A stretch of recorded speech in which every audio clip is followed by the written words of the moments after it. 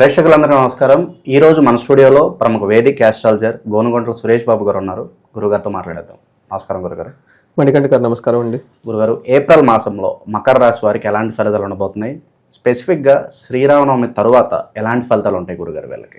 So మనకి April month కనుక చూసుకుంటే చాలా 3 ముఖ్యమైన పండుగలు ఉన్నాయండి. శ్రీరామనవమి ఉంది, తర్వాత మనకి హనుమత్ జయంతి ఉంది, తర్వాత అక్షయ తృతీయ ఉంది. ఇలా 3 ముఖ్యమైన పండుగలు ఉన్నాయి కూడా. ఇవన్నీ మనకి చూసుకుంటే విష్ణువుకి సంబంధించిన పండుగలేనండి.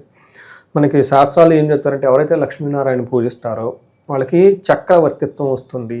అట్లానే రాముడు విష్ణు రూపం కాబట్టి, దశావతార ఒక రూపం కాబట్టి ఎవరైతే సీతారాములని కళ్యాణం చేసినా, ఆయనకి సంబంధించిన ఏ కార్యక్రమంలో పార్టిసిపేట్ చేసినా కానీ వాళ్ళకి చక్రవర్తిత్వం వస్తుంది. ఇది ఎందుకు చెప్పుకుంటున్నాం అంటే రాజకీయ నాయకులు కానివ్వండి, తర్వాత ఒక విలేజ్లో హెడ్ కానివ్వండి, కంపెనీ హెడ్ కానీ ఎవరైతే కనుక ఉన్నారో సీతారాములు వారి కళ్యాణం జరిపించటం, చేయించటం, ఉత్సవాల్లో పాల్గొనటం, వీళ్ళు చేసుకున్న గుడికి వెళ్ళినా కానీ వాళ్ళ యొక్క సూర్యుని యొక్క ప్రభావం ఓకే. సో అట్లా శ్రీరామచంద్రమూర్తి యొక్క ఆశీస్సులతో వాళ్ళు ఏమవుతారంటేనండి చక్రవర్తిత్వం వస్తుందంట, ఒక నాయకత్వ లక్షణాలు వస్తాయి.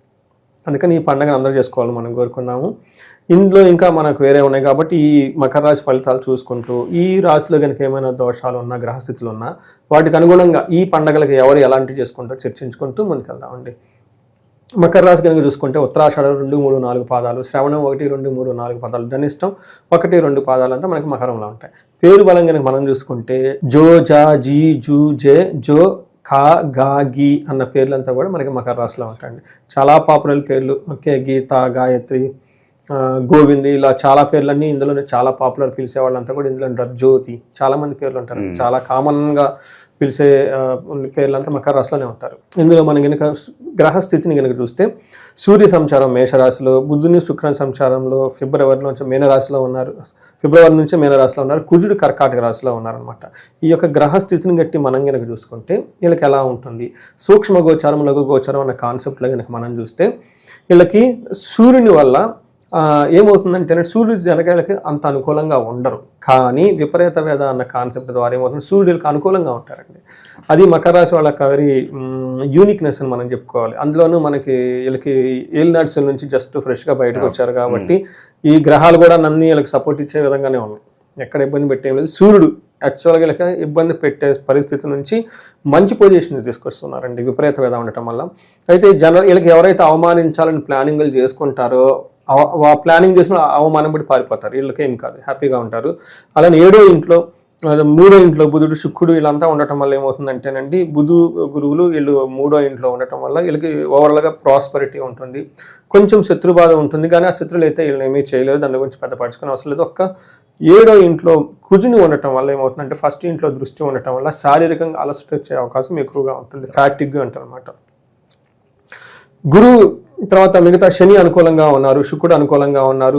గురువు కొంచెం శని పుత్ర లాభం, పుత్ర ధన లాభము, కొంచెం పుత్రుల నుంచి ధన లాభం కొంచెం స్లో అవుతుంది ప్రొసీజర్, తప్ప వేరే ఏం లేదు. ఓవరాల్గా కనుక చూస్తే వీళ్ళకి ఒక మంచి ప్లానటరీ కాంబినేషన్ ఉంది అని మనం చెప్పుకోవాలి. ఎలా డీటెయిల్ కనుక మనం వెళ్తే 4th హౌస్లో సూర్యుడు ఉండటం వల్ల జనరల్గా ఏమని చెప్తారంటే సౌఖ్యహాని అని చెప్తారు, కంఫర్టబుల్గా ఉండరు అని చెప్తారు. కానీ ప్రయాణాలు కనుక చేస్తూ ఉంటే విఘ్నాలు ఉంటాయి అని చెప్తారు. కానీ ఏమవుతుందంటే వీళ్ళకి సూర్యుడికి విపరీత వేద ఉండటం వల్ల అలాంటి ఏమీ జరగకుండా హ్యాపీగా ఉంటుంది.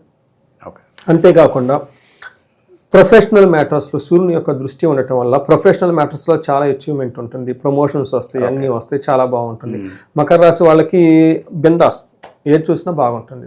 వీళ్ళకి 7వ ఇంట్లో కుజుడు ఉండటం వల్ల ఇది కొంచెం జాగ్రత్తగా ఉండాల్సిన పరిస్థితి వీళ్ళకి.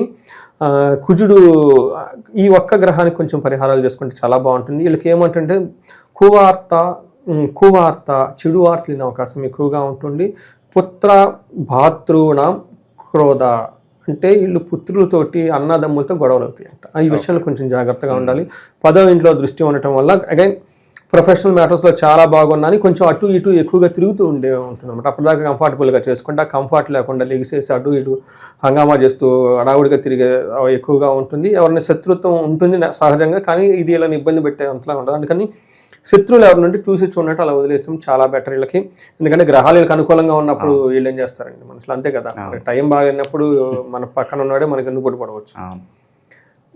మనకి టైం బాగుందనుకోండి, ఎవరో అనామకుడు ఏమి తెలవని కూడా మనకు ఒక అదృష్టాన్ని చూపించవచ్చు కదండి. అందుకని వాళ్ళకి అంత బాగుంది కాబట్టి వీళ్ళంతా పెద్ద రిస్క్ తీసుకుని చేయని అవసరం ఏం లేదు. సెకండ్ హౌస్లో ఉండటం వల్ల కొంచెం దుర్మార్గుల సమావాసం, బ్యాడ్ కంపెనీ ఇవన్నీ జరిగే అవకాశం ఎక్కువ. కఠినంగా మాట్లాడటం, అరవటం, ఇవన్నీ అంటే టోటల్గా వీళ్ళు కొంచెం ఇంటర్పర్సనల్ స్కిల్స్, వీళ్ళ యొక్క నడవడిక, బుద్ధి జాగ్రత్తగా పెట్టుకుంటే పెద్ద వీళ్ళకి ఎక్కడ ఏ విషయంలోనూ కూడాను ఇబ్బంది ఉండే పరిస్థితి ఏమీ లేదు. శుక్రుడు 3వ ఇంట్లో ఉండటం వల్ల మిక్స్డ్ రిజల్ట్ అండి. కొన్ని గ్రంథాల్లో కొంచెం బాగుండదని రాశారు, బట్ నా ఎక్స్పీరియన్స్ ప్రకారం, నాది మకర రాశి కాబట్టి నా ఎక్స్పీరియన్స్ నేను కూడా చెప్తుంటాను కాబట్టి ఎలా ఉంటుందంటేనండి, మిత్రుల వల్ల లాభము, గౌరవ వృద్ధి, మాటలు చలామణి, పలుకుబడి ఇవన్నీ వస్తుంటుంది అనమాట. ఈ ఒక రకంగా చూస్తారంటే శుక్రుడు చాలా బాగా ఫేవరబుల్గా ఉంటారు వీళ్ళకి అన్ని మధ్య. అందులో శుక్రుడు వీళ్ళకి ఉచ్చ స్థానంలో ఉన్నారు. ఉచ్చ స్థానంలో ఉన్న గ్రహం ఎప్పుడు మంచి చేస్తుందండి, ఇది ఒక థియరీ. అందుకని మకర రాశి వాళ్ళకి శుక్రుడు కూడా యోగ్యతనిస్తున్నాడు. అన్ని గ్రహాలు బాగుంటాయి కాబట్టి 9వ ఇంట్లో దృష్టి ఉండటం వల్ల దైవ చింతన, పుణ్యకారంలో పార్టిసిపేట్ చేయటం, ఫాదర్ లాంటి వాళ్ళతో కలిసి ఉండటము, దూర ప్రయాణాలు చేయాలనుకున్న వాళ్ళకి బాగా అనుకూలంగా ఉండటం, ఓవరాల్గా ప్లేజర్స్ చక్కగా ఉంటుంది. మనం కనుక ఈ గ్రహాలు కనుక చూసుకుంటే మనం వరుసగా మకర, కుంభ, మీన ఏది చూసుకున్నా కానీ చాలా పాజిటివ్గా ఉంది. శ్రీ విశ్వవసునామ సంవత్సరం పేరులోనే ఉంది. అందుకని వీళ్ళకంతా బాగుంది కాబట్టి మకర రాశి వాళ్ళకి చక్కగా హ్యాపీగా ఉండి అదృష్టవంతంగా ఉండేసి సుఖంగా ఉండాలని కోరుకున్నాను. శుభకార్యాలు చేయడం కానీ, దానిలో పార్టిసిపేట్ చేయడం కానీ ఈ సూచనలోనే కనిపిస్తున్నాయి. ఈ రాశి వీళ్ళకి మంచి అదృష్టం ఉందండి. ఏ పని చేసినా కానీ జయం ఉంటుంది, ధనలాభం ఉంటుంది, విశేష ధనలాభం ఉంటుంది. ధనం విషయంలో వీళ్ళు కొంచెం ఎక్కువగా ఓవర్ కమిట్మెంట్స్ ఉంటాయి కాబట్టి ధన ప్రవాహం వస్తుంది, అంత వచ్చినా దానికి సరిపోదు కాబట్టి వీళ్ళు కొంచెం ఆప్టిమిజంగా ఉండి ముందుకెళ్ళాలి. అలాగే గురుగారు, విద్యార్థుల పరిస్థితి ఏంటంటారు? విదేశీ ప్రయత్నాలు చేసుకోవచ్చు ఈ మాసంలో? చక్కగా బ్రహ్మాండంగా విదేశీ ప్రయత్నం చేసుకోవచ్చు. దాంట్లో చాలా ఫేవరబుల్గా ఉంది వీళ్ళకి. మకర రాశి వాళ్ళకి శని యోగ్యతనిస్తూ ఉన్నారు. ఇప్పుడు ప్రస్తుతం గురువు యోగ్యతగా ఉంది, అన్ని గ్రహాలు అనుకూలంగా ఉంది కాబట్టి వీళ్ళకి మంచి క్వశ్చన్ అడిగారు. 12వ ఇంట్లో మే 18వ తారీఖు నుంచి ఇంకా అనుకూలంగా ఉంటుంది. నేను ఒక కాల్ నుంచి వచ్చింది, అమెరికా నుంచి 1 year అయిపోయిందండి. నాది గ్రాడ్యుయేషన్ MS అయిపోయింది. జాబ్ ట్రయల్స్లో ఉన్నాను. రైట్ క్వశ్చన్ అడిగారు, వాళ్ళది మకర రాశి. రైట్ క్వశ్చన్ అడిగారు, నాది వేసా ఇదంతా ప్రాబ్లం అవుతుందండి అదండి అని సేమ్ రిలేటెడ్ క్వశ్చన్ అనమాట. సో నేను అదే చెప్పాను వాళ్ళకి కూడా, May 18 తర్వాత బాగుంటుంది, ఫారిన్లో ఉండే అవకాశం. రియల్ టైం కేస్ స్టడీ నేను చెప్పేది ఏంటంటే, నిన్న ఫోన్ ఈరోజు మనం షూట్ పెట్టుకున్నాం కాబట్టి మకర రాశి వాళ్ళది సేమ్ అదే. 12వ ఇంట్లో రాహు మే వస్తున్నారండి 18న. 12వ ఇంట్లో రాహు ఫారిన్ స్టేని ప్రమోట్ చేస్తుంది. మీది H1 వీసా పిక్ అవ్వలేదని, లేదంటే జాబ్ రాలేదని టెన్షన్ పడద్దు, ఇండియాకి వచ్చేద్దాం, అక్కడ ఉందాం, చాలా మంది క్వశ్చన్లు అడుగుతూ ఉంటారు. మార్నింగ్ కూడా కాల్స్ వస్తూ ఉంటాయి. మా అబ్బాయి ఆల్రెడీ వెళ్ళిపోయి 2 years అయిపోయిందండి, 3 years అయిపోయిందండి, జాబ్ లేదండి, ట్రంప్ వచ్చాడండి, ఇవన్నీ లిస్ట్ చెప్తా ఉంటారు. సో నేను ఆయన్ని తెలిసిన స్టోరీ కాబట్టి వాళ్ళ ప్లానెట్స్ ఎలా ఉంది రాసిని బట్టి చెప్తూ ఉంటా. అందుకని ఈ రాశి వాళ్ళు ఒకవేళ అక్కడ ఉండి జాబ్ లేకపోయినా టెన్షన్ ఇవ్వడం వస్తుంది, ఖచ్చితంగా జాబ్ వస్తుంది. కొత్త ఆపర్చునిటీ వస్తే చక్కగా పోయి పికప్ చేసుకోండి, ధైర్యంగా కాన్ఫిడెంట్గా ముందుకెళ్ళండి. గురుగారు, అలాగే వైవాహిక జీవితం ఎలా ఉంటుంది? సంతానం కోసం ఎప్పటి నుంచో ఎదురు చూసే వాళ్ళకి ఏదన్నా గుడ్ న్యూస్ ఉందా? వీళ్ళకి మే వరకు చాలా బాగుందండి. మే తర్వాత గురువు కొంచెం టఫ్ అయిన సిచ్యువేషన్లోకి వెళ్తున్నారు కాబట్టి కొంచెం రెమెడీలు, పరిహారాలు తీసుకుంటే బాగుంటుంది. ఆ తర్వాత శుక్రుడు వీళ్ళకి ఈ 7th హౌస్లో ఏమవుతుందంటేనండి, వీళ్ళకి 8th హౌస్లో కేతు ఉన్నారు. అది కొంచెం అంత అనుకూలమైన పరిస్థితి కాదు. కొంచెం పరిహారాలు అవి తీసుకొని ముందుకెళ్ళి, బట్ ఇండివిజువల్ జాతకం చూస్తే మనకి దశాభుక్తి కూడా చూడాలి, ఎందుకంటే దీన్ని బట్టే మనం చెప్పలేం.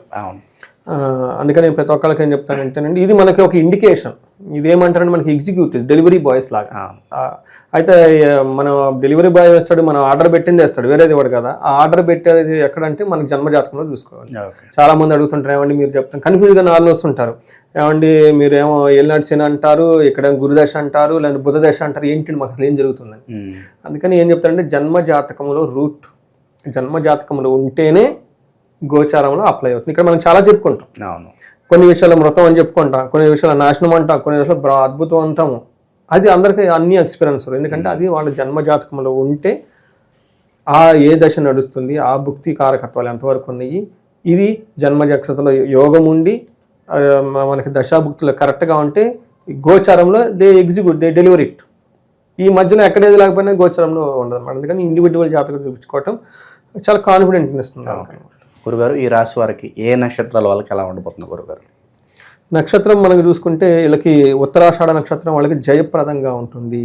ధనలాభం ఉంటుంది, చక్కగా బాగుంది. అయితే ధనహీనత కూడా చూపిస్తుంది. వీళ్ళకి ధనం ఎంత వచ్చినా ధనం పోయేది కూడా చూపిస్తుంది. ఓవరాల్గా చూసుకుంటే సక్సెస్ఫుల్ పీపుల్ వీళ్ళు. తర్వాత శ్రవణ నక్షత్రం వాళ్ళు జయప్రదంగా ఉంటారు, లాభప్రదంగా ఉంటుంది, ధన ప్రకారంగా ఉంటారు. తర్వాత శ్రవణ నక్షత్రం వాళ్ళకి ధనహీనత కూడా చూపిస్తూ ఉంటుంది. ఎంత డబ్బు వచ్చినా కానీ అక్కడ వీళ్ళకి ఇంకా వాళ్ళకున్న కమిట్మెంట్స్కి ధనం సరిపోదు.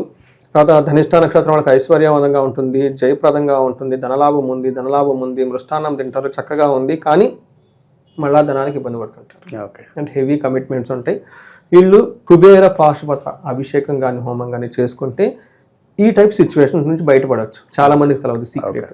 ఏమవుతుందంటేనండి, మనకి ధనం రావటం లక్ష్మీదేవి యొక్క కృప, ధనం వస్తుంది అంటే అమ్మవారి కరుణ మన మీద ఉంది, చక్కగా డబ్బు వస్తుంది. ఇక్కడ ప్రాబ్లం ఏంటంటే డబ్బు రావటం కాదు, మన ఇంట్లో నిలబడాలి. ఇక్దీకి మనకి కుబేర స్వామి ఇంపార్టెంట్. ధనానికి ధాన్యానికి అధిపతి ఎవరంటే కుబేరుడు. అందుకని ధనం రావటంతో అయిపోయింది, లక్ష్మీదేవి అమ్మవారికి ఆమె చేసేసింది, వచ్చి మన ఇంట్లో ఉండాలి కదా. ఇక్కడ కుబేరుని యొక్క కృప మనకు కావాలి. అందుకని కుబేరుడు పాశుపతం చేయించుకుంటే, తర్వాత వీటితో పాటు కొన్ని స్తోత్రాలు అవన్నీ చదువుకుంటే మనకి ఇండివిజువల్ వాళ్ళకి జాతకం చూస్తే వాళ్ళకి ఏమేం చేస్తే బాగుంటుంది అక్కడ మనం గైడెన్స్ ఇస్తాము. తద్వారా ఈ ప్రాబ్లం నుంచి బయటపడవచ్చు. ధనం వస్తుంది కానీ డబ్బుకి ఇబ్బంది పడుతుంది అంటే ఎక్కడ తేడా ఉంది కదా, దాన్ని సెట్ చేసుకోవచ్చు. ఇప్పుడు ఇంకా మంచి ఫలితాలు పొందడానికి వీళ్ళు ఎలాంటి పరిహారాలు చేసుకుంటే బాగుంటుందంటారు? పరిహారాలు కనుక మనం చూసుకుంటే వీళ్ళకి జయప్రదంగా అంతా బాగుంది. సూర్యుడు బాగా యోగ్యతనిస్తుంది కాబట్టి ద బిగ్గెస్ట్ పరిహారం, ఎవరైనా నాయకత్వ లక్షణాలు కావాలి, ఉన్నతంగా ఎదగాలి, భార్యాభర్తల మధ్య కలహాలు ఉండకూడదు, తర్వాత వివాహంలో దోషం ఉంది, 28, 29, 30, 31, 32 వచ్చిన పెళ్లి కావట్లా, అన్ని ప్రయత్నాలు చేశారు. ఓకే, ఈ టైంలో మనకి ఈ శ్రీరామనవమి పండుగను పురస్కరించుకొని వాళ్ళు కళ్యాణం చేయించిన, కళ్యాణానికి వీళ్ళు మొత్తం స్పాన్సర్ చేసిన, దగ్గరుండి ఆ పుణ్యకార్యం అంతా జరిపించినా కానీ వాళ్ళకి నాయకత్వ లక్షణాలు వస్తాయి. వివాహంలో దోషాలు ఉంటే ఆ దోషాలపై పెళ్ళి అవుతుంది.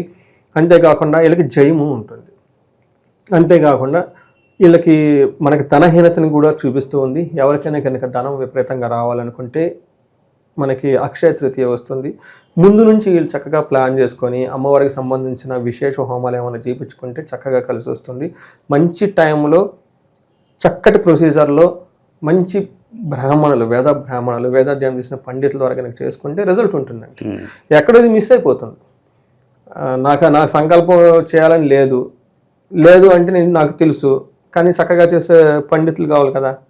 సరే వీళ్ళిద్దరూ ఉన్నారు, తర్వాత మంచి టైం కూడా కావాలి కదా. జ్యోతిష్ శాస్త్రం అదే కదా చెప్పేది. మనకి వచ్చేది అక్షయ తృతీయ రాబోతుంది. ఇదంతా పుణ్యమాసాలు కాబట్టి మనకి ఈ మాసం అంతా మంచి మాసాలు కాబట్టి చైత్ర మాసం, వైశాఖ మాసం ఇవన్నీ మంచి మాసాలు. ఆ తర్వాత మళ్ళీ మనకి జ్యేష్ఠ ఆషాఢం వస్తుంది, అది వేరే. ఈ 2 monthsలో అందుకని మనకి ప్రాణ ప్రతిష్టలు ఉంటాయి, వివాహాలు ఉంటాయి, అన్ని రకాలు మనకు ఉంటాయి. కాబట్టి ఈ టైంలో వీళ్ళు ఇంకా చేసుకుంటే అధికమైన ఫలితం ఉంటుంది. కాబట్టి ఎవరైనా కనుక చేసుకుంటే వీళ్ళు కుబేరు పాశుపత అభిషేకం చేసుకున్నా, మహాలక్ష్మికి విశేష హోమం చేసుకున్నా కానీ శీఘ్ర ధన ప్రాప్తి, ధనం త్వరగా రావడానికి, నష్టప్రాప్తి, వీళ్ళు డబ్బులు ఎక్కడ ఇరుక్కుపోయినా కానీ అవి రావడానికి మళ్ళీ ఇవన్నీ ఉపయోగపడుతూ ఉంటాయి. ఇవన్నీ మన మహర్షులు మన వేదాల రూపాల్లో, మంత్రాల రూపాల్లో, స్తోత్రాల రూపాల్లో, యజ్ఞాలు, యాగాదుల రూపాల్లో ఉన్నాయి. కాబట్టి ఎలిజిబిలిటీ ఉండే సార్. కొంతమందికి డబ్బు లేకుండా అది ఓకే అనుకోండి. ఈ రోజుల్లో ఏముందండి, ప్రతి ఒక్కరి శాలరీ ఎవరు చూసిన లాక్స్లో ఉంటాయి కానివ్వండి. పర్టికులర్ నా ఉద్దేశం ప్రకారం ఎవరి సంపాదన అయితే 50 లక్షల కంటే ఎక్కువ ఉంటుందో వాళ్ళు ఖచ్చితంగా చేసుకోవాలి. కొంతమందికి ఉండదు, వాళ్ళకి ఎలిజిబిలిటీ ఉండదు కాబట్టి మనం ఏం చేయలేం. బట్ ఉండి ఖచ్చితంగా చేసుకోవాలి. మనకు అందుకని ఏం చెప్తారంటే, ఎంత సంపదలు ఉన్నా ఈ యజ్ఞాలు హోమాలు కనుక చేయకపోతే ఆ సంపదలు నెక్స్ట్ జనరేషన్కి ఉపయోగపడవండి. వాళ్ళు అనుభవించలేరు. అంతే కదండి. ఎంతో సంపాదించుకున్నా ఇంట్లో సరిగ్గా ఫుడ్ తినలేను, ఒక స్వీట్ తినలేను, ఎంత సంపాదించిన వేస్ట్ అలా. అందుకని అది ఎలా వచ్చిందంటే అండి, ఈ మనం సంపాదించిన దాంట్లో దోషం ఉంటుందండి. ఆ దోషాన్ని నివృత్తి పోవడానికి గురువులకి, తర్వాత ఆధ్యాత్మిక కార్యక్రమాలు, ఈ సోషల్ చారిటీస్ కంపల్సరీ ఒక పర్సంటేజ్ చేయాలని వ్యాస మహర్షి ఆయనే చెప్పేశాడు. అందుకని సంపాదన ఎలా మెయింటైన్ చేయాలనేది అదే కదా. అంత పెట్టుకొని ఏమి తినలేకపోతే, అంత పెట్టుకొని పిల్లలు సరిగ్గా చేయకపోతే అది ఏమవుతుందండి. అందుకని దాన్ని సరిగ్గా బ్యాలెన్స్గా చేయగలగాలి. అందుకని ద బెస్ట్ ఏమంటారండి, హోమాలు యజ్ఞాలు చేసిన వాళ్ళకి, చేయించిన వాళ్ళకి, ఎన్విరాన్మెంట్కి, తర్వాత పాపం వేదాభ్యాసం చేసి చిన్నప్పటి నుంచి ఎంతో నిష్టగా ఉండి వాళ్ళు ఉచ్చారణ దాన్ని నమ్ముకొని ఉన్న వాళ్ళకి, వేద బ్రాహ్మణులకు దానాలు చేసి అంత పుణ్యం ఉండేది. అది తరతరాలని వాళ్ళకి వెలిగిస్తుందండి ఆ సంపదలో. మన అంతే కదా, 7 తరాలు ముందు 7 తరాలు వెనక వాళ్ళకి శోభాయమానంగా ఉండాలంటే ఇవన్నీ చేయాలి కదా. 7 తరాలు మనం ఉండం కదండి. మహా అయితే నేను మా అబ్బాయిని చదివించుకోగలుగుతా, మరి వాళ్ళ పిల్లల్ని ఎవరు చూస్తారు? అందుకే మనం ఇప్పుడు చేసే పనులు వాళ్ళని రక్షిస్తూ ఉంటుంది. సహజంగా ప్రతి పనిలో నెగిటివ్ వైబ్రేషన్ తెలుసో తెలకో తప్పులు చేస్తూ ఉంటాము. అవన్నీ క్లీన్ చేసుకోవాలి, వచ్చే మన జనరేషన్ అంతా బాగుండాలి కాబట్టి ఖచ్చితంగా చేయించుకోవాలి. ఓకే.